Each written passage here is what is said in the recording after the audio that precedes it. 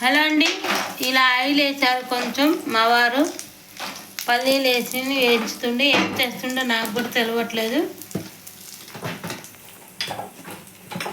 పల్లీలు ఉంటే పల్లీలు వేసిండు, ఆయిల్ వేసిండ్రు, వేసి కలుపుతున్నాడు. మరి ఈ ప్రయోగం, ఈ వంట పేరేంటో నాకు కూడా తెలియదు, కొత్తగా ప్రయోగం చేస్తున్నాడు.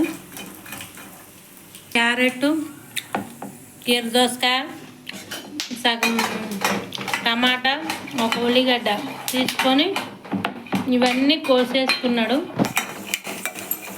ఆయిల్ వేసి 2 చుక్కలు పల్లీలు అయితే వేయించుతుండు.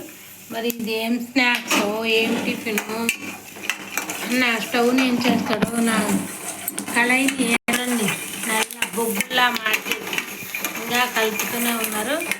అది స్నాక్స్ మరి ఏంటో, ఇవన్నీ దాంట్లో వేసుకొని తింటాడో నాకేం తెలవట్లేదండి.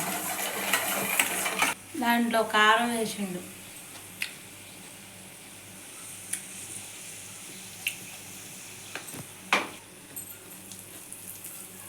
ఉప్పు వేసారు, 1 స్పూన్ ఉప్పు వేసిండు. కలుపుతున్నారు. ఇప్పుడు ఆ కోసిన ముక్కలన్నిటినీ ఆ కళాయిలో కలుపుతున్నారు. మరి అది కర్రీనో మరేంటో, ఆ డైట్ ఎట్లా అవుతాడో. ఆ పొయ్యి నిండా చేసిండండి, కడాయిని అయితే మార్చేసిండు.